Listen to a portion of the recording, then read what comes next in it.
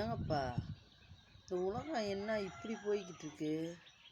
ஒரு உயிரோட மதிப்பே தெரியாத போய்கிட்டு இருக்கு. ஒரு உயிருக்கு, உடம்புக்கு ஏதாவது உயிர் ஊசல் அடிக்கிட்டு இருக்குன்னா, கோடிக்கணக்கான பணத்தை செலவு பண்ணி அந்த உயிரை காப்பாற்றுறாங்க இல்லைங்களா? எப்படின்னு கேட்டால், நம்ம உடம்புல உள்ள ரத்தத்தை பூரா வெளியேற்றிட்டு புதுசாக ரத்தத்தை உடம்புக்குள்ளே செலுத்தி உயிர் வாழ்கிறாங்க.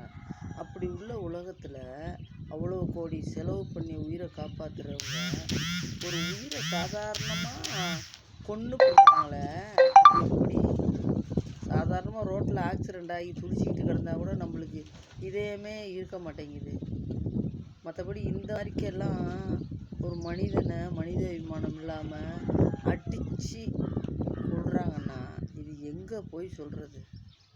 எல்லா உயிருக்கும் உள்ள கதை தானே, எல்லா மனிதனுக்கும் உள்ளது தானே.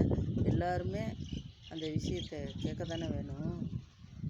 ஒரு சாதாரணமாக ஒரு கிராமப்புறத்தில் சாதாரணமாக ஒரு ரோட்லேயே ஒரு ஊருக்குள்ளேயே நடந்தாலும் ஒரு ஊரே கேட்பாங்க.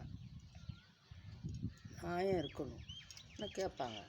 அப்படி இருக்கும்போது இந்த உலகத்தில் எவ்வளவோ நடக்குதுப்பா.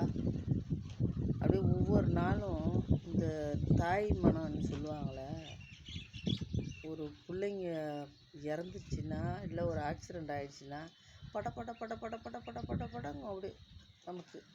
ஏன்னு கேட்டால் தாய்க்கு தான் தெரியும் அப்படின்னு சொல்லுவாங்கள்ல, அதை போல்.